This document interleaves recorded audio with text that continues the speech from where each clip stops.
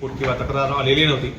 त्याच्यामध्ये पोलीस सूत्रांना अशी माहिती मिळाली होती की गौतम नगर भागामध्ये एक बैस नावाचा व्यक्ती, त्याच्या घरी एका व्यक्तीला मारहाण झालेली आहे, एवढीच माहिती होती. आणि त्याच्यानंतर पोलिसांनी ते बैसच्या घरी जाऊन चेक केले तेव्हा तो त्याच्या फॅमिलीसकट तो फरार आढळला. तर त्यामुळे थोडा संशय बळावला की काही अनुचित प्रकारचा नाही घडला आहे.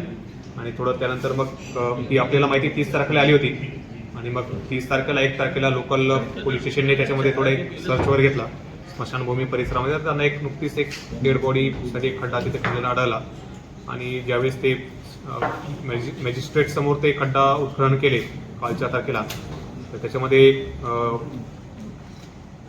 मृतक जे आहे विकास शंतनू पशिने आहे, तर ह्या व्यक्तीची त्यामध्ये डेड बॉडी आढळली. आणि ज्यावेळेस अधिक चौकशी केली असता शंतनू पशिने हा जो आहे ते विक्रम बैसच्या गाडीवर ड्रायव्हर म्हणून कार्यरत होता. आणि हा तपास असतानाच मिनवाईल अजून एक संशयित आहे विकास गजबी नावाचा, त्याला लोकल पोलीस स्टेशनने अटक केली.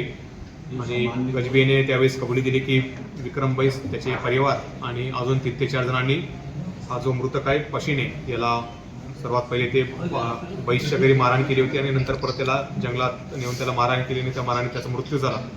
आणि मृत्यू झाल्यानंतर त्याला गौतम नगर स्मशानभूमीमध्ये त्याला दफन करण्यात आले होते.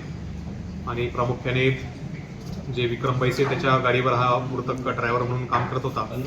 आणि त्याच्याकडे त्याचे 80,000 रुपये थकलेले होते अशी प्रायमरी माहिती आहे. आणि त्या 80,000 रुपये न दिल्यामुळे या व्यक्तीचा खून करण्यात आला अशी आपल्याला माहिती या अटक आरोपीने दिलेली आहे. या अटक आरोपी व्यतिरिक्त अजून एक संशयिताला आपण सध्या अटक केलेली आहे. इतर 6 ते 7 संशयित फरार आहे, त्यांचा शोध आपला पोलिसांकडून सुरू आहे. तर प्रामुख्याने याच्यामध्ये सध्या तरी आपल्याला असं दिसतं की पैशाच्या कारणावरून याचा मृत्यू झालेला आहे. आणि प्रायमा फेसी याच्यामध्ये कोणताही प्रत्यक्षदर्शी साक्षीदार किंवा माहितीगार किंवा कंप्लेंट नसताना केवळ एक जी काही कुजबूज किंवा जी गोपनीय माहिती आली त्याच्यावर करून या घटनेचा छडा आपल्या गोंदिया शहर पोलिसांनी लावलेला आहे.